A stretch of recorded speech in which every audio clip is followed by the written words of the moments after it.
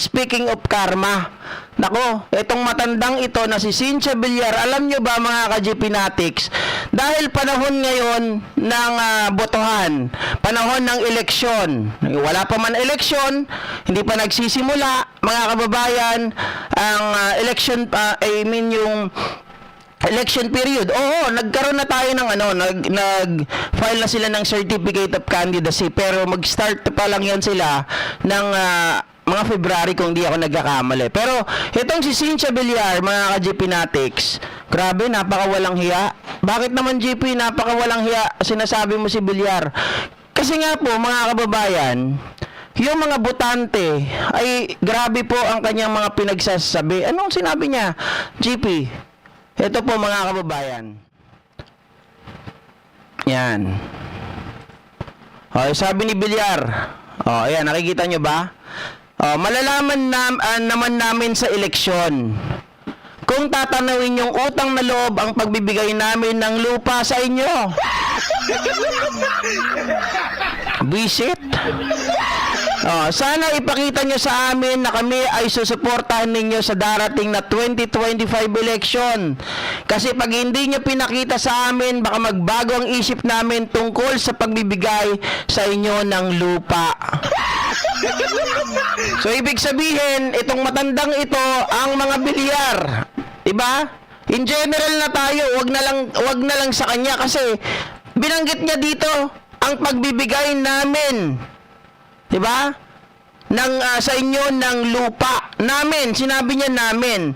So sino ito? Is she referring to the Villar, mga kababayan? I don't know, pero namin. 'Di ba yung sinabi niya? Sino ba ang namimigay ng lupa? Sila ba 'yon? Ngayon, namigay ka ng lupa, buha ka ng ama ka, 'di ba? Namigay ka ng lupa, gusto mo may kapalit? Ano 'yon? Ay hindi ka tunay na public servant. Lukaret na to.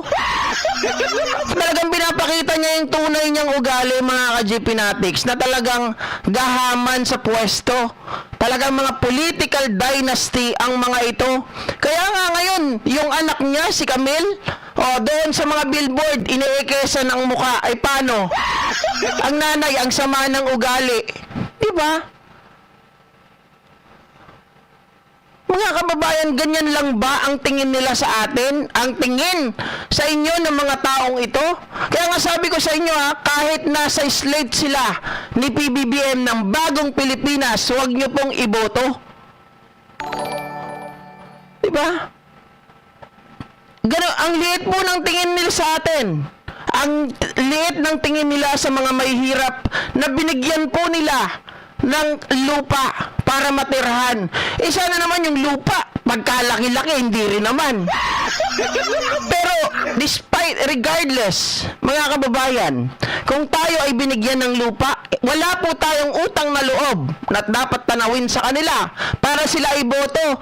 Kasi yung pagbibigay nila ng lupa, in exchange na sila ay iboto, alam nyo ba, mas malaki ang makukuha ng mga yan kaysa po doon sa pinamimigay nila sa atin. Grabe, di ba Sir Edward Porlahe? Nakakasama ng loob. Parang, Diyos ko, kung hindi lang Pasko, kung hindi lang magbabagong taon, pagbigyan nyo sana ako.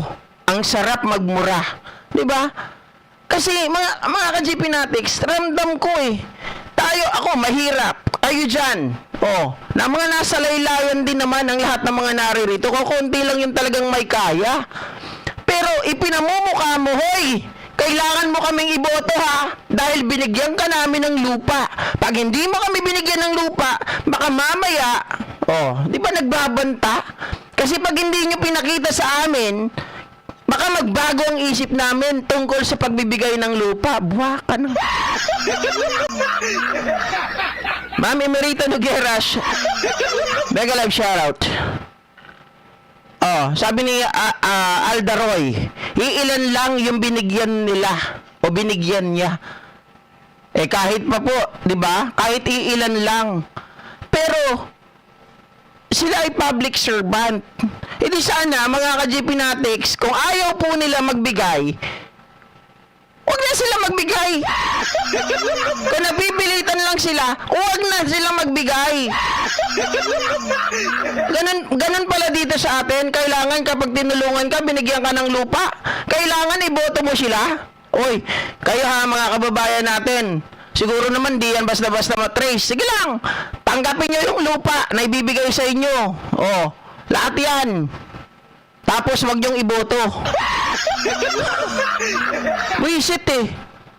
Nakakapanlumo sa totoo. Ay, Sir Jonathan Calderon, wag naman po sir wag naman pong flood. Time out na lang po kita sir ha. Yan. Aha.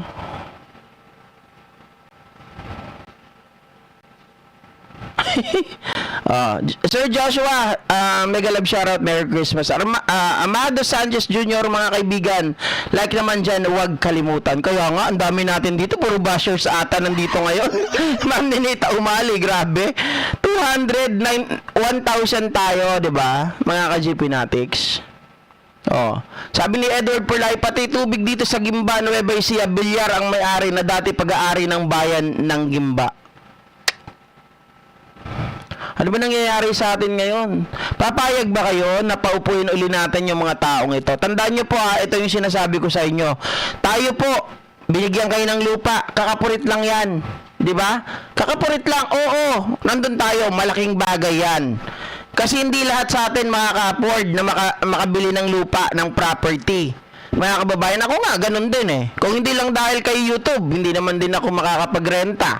Di ba? Oh. Ang ibig ko bang sabihin, huwag naman sa atin ipamuka na sobrang hirap natin na meron tayong utang na loob sa kanila na kailangan nating tanawin, di ba? At ibalik natin sila sa pwesto. Okay lang sana kung itong mga taong ito ay well-deserving na talagang ibalik sa pwesto, di ba? At muling iboto. Dahil talagang sila ay maayos, sila ay may pakinabang, at sila ay talagang maraming nagagawa dito sa ating bayan.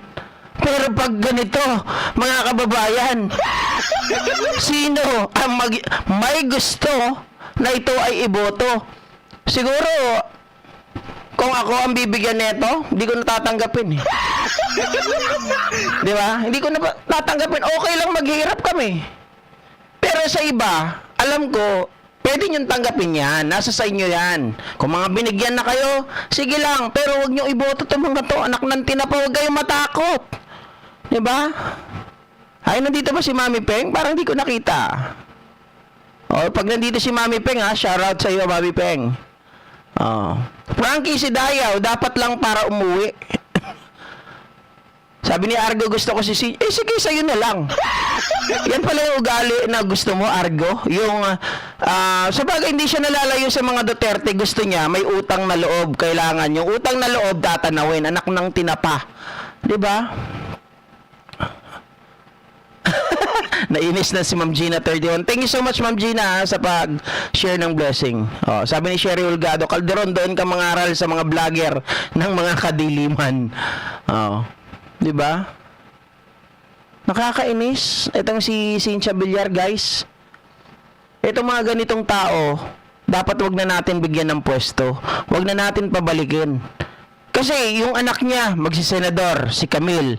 Siya naman, papalit kay Camille. Pupunta naman siya sa Congress. O, yung mga taga ano dyan, ha? Mga kababayan, yung mga taga lugar nito. Oh, kayo na ang bahala dito.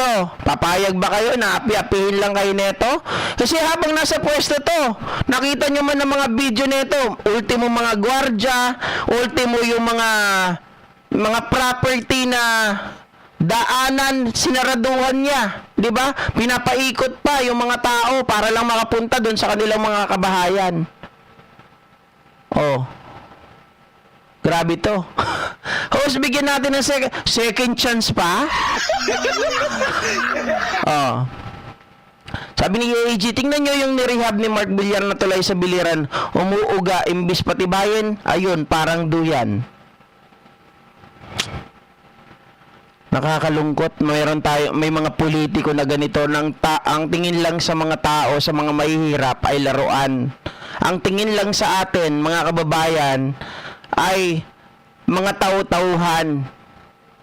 Na tayo, kailangang sumunod sa kanila, kailangan tumanaw ng utang na loob kasi may binigay sa atin. Samantalang, ang totoo niyan, kayo po, kayo mga nanonood dyan, yung mga taxpayers, kayo ang may pinakamalaking ambag. Yung mga OFW, may malaking ambag dito sa Pilipinas. At tayo ang mga nagpapasweldo sa mga yan. Kaya, yung sinasabi niya po, na kailangan suportahan sila at tanawin natin ang utang na loob sa pagbibigay nila ng bahay, nagkakamali po kayo. Dahil sila, naupo dyan kung hindi dahil sa atin. Diba? Tayo po ang dahilan. Kaya kung manunumbat ang mga ito, sarap sagutin. Diba? Sabi ni Eduardo Cuenca, sobrang tuso yung si Cynthia Villar. Kaya nga po, nakakainis eh. Diba? JP, kapal na mukha yung bilyar, meron naman karma, hindi papayagan ng Diyos. Sana nga po, mga kababayan. Hindi, yung sana, wala naman akong sinabi kayo ha. Basta may karma. Digital naman yan eh. Diba? Oh. Ma'am Carolina de la Cruz, shoutout po, Ramonita Navarro. Okay? So, iwanan na natin yan. Nakakainis. Nakakainis. Hindi, nakakabaliw kasi. Alam niyo ba nung nakita ko yan? Ano? Tingin mo sa tao, ganito lang. Ang babaw. Anak ng tinapa. Diba? Eh si PBBM nga, presidente. Wala kang maririnig na gano'n. Oy, binayaran ko yung mga... Tawag dito, binayaran ko yung mga utang ninyo mga magsasaka ha. Tulungan nyo ulit kami. Wala kang maririnig na gano'n. Napakatahimik, samantalang ito. Power tripping. Mio Santos, good evening po sir. Nasa work si